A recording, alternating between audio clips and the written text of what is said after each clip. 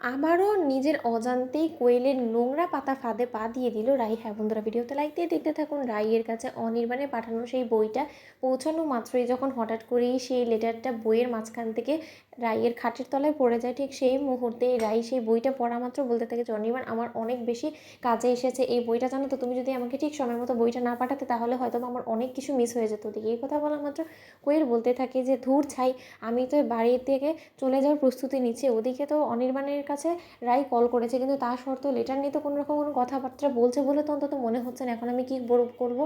এবার যদি আমাকে এই সত্যি সত্যি বাড়ি ছেড়ে চলে যেতে হয় আর রাই যদি ঠিক সময় মতো এসে আমাকে না আটকায়, তাহলে তো আমার গোটা প্ল্যানটাই চপাট হয়ে যাবে। তখন আমি কী করতে পারি? আর আমাকে তো এদিকে অনির্বাণ কোনো মতেই থাকতে দিবে না। এখন আমাকে যে করেই হোক না কেন প্ল্যান বি ব্যাক করতে হবে, কিন্তু প্ল্যান বিটা আমার কী হবে সেটা নিয়েও তো এখনও পর্যন্ত কোনো রকম কোনো পরিকল্পনা করিনি। এদিকে তো অনির্বাণ প্রায় ট্যাক্সি ডাকতে চলে গিয়েছে। এখন যদি সত্যকার অর্থে আমাকে বাড়ি থেকে চলে যেতেই হয়, তাহলে তো আমার কাছে বাড়িতে ফেরার সব রকম দরজা বন্ধ হয়ে যাবে। তখন আমি কী করবো? ওদিকে এই কথা বলতে না বলতেই রাই যখন সেই বইগুলো পড়ে গুছিয়ে রাখতে যায়, ঠিক সেই মুহূর্তেই হঠাৎ করে চরকি এসে বলতে থাকে যে পিপি পিপি, তোমার এই লেটারটা পড়ে গিয়েছে। তখন এই লেটারটা দেখা মাত্রই রাই বলতে থাকে যে লেটারটা আবার আমাকে কে লিখলো? আর এখানে তো লেখা আছে যে ফ্রম কোয়েল। কোয়েলের তরফ থেকে আমাকে কেন কোয়েল লেটার পাঠাতে যাবে? তার থেকেও বড় কথা, যেখানে কিনা বাড়িতে অলরেডি অনির্বাণ উপস্থিত আছে, ও যদি কিছু বলারই হয় তাহলে তো ও সোজা সোজা অনির্বাণকেই বলতে পারে। অন্যদিকে কোয়েল প্ল্যান বির আগেই দিয়াকে দিয়ে ফোন করিয়ে রাইয়ের কাছে বলতে থাকে দিয়া যে আন্টি তুমি আমার সেই স্পেশাল নোটটা পড়েছো? তখন রাই বলতে থাকে যে না দিয়া, শোনো আমি তোমার নোটটা পড়িনি এখনো পর্যন্ত। তাহলে নিশ্চয়ই এই লেটারটা যেটা আমার হাতে এসে পৌঁছেছে সেটা নিশ্চয়ই তোমার পাঠানো, তাই তো?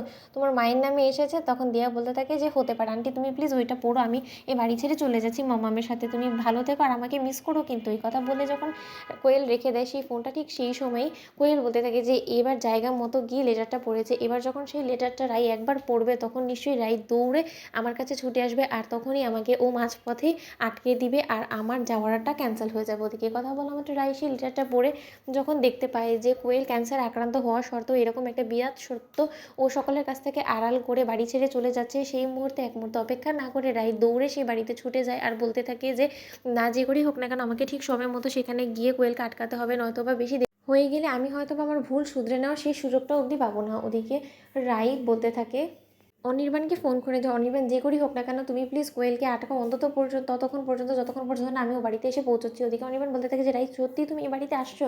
তখন রাই বলতে থাকে যে হ্যাঁ অনির্বাণ, আমি এই বাড়িতে আসছি, তুমি প্লিজ কোয়েলকে আটকাও। তখন অনির্বাণ বলতে থাকে যে না রাই, অনেক কষ্টে আমি কোয়েলকে যখন একবার বাড়ি থেকে তাড়াতে পেরেছি, আমি আর কোয়েলকে কোনো মতেই আটকাবো না।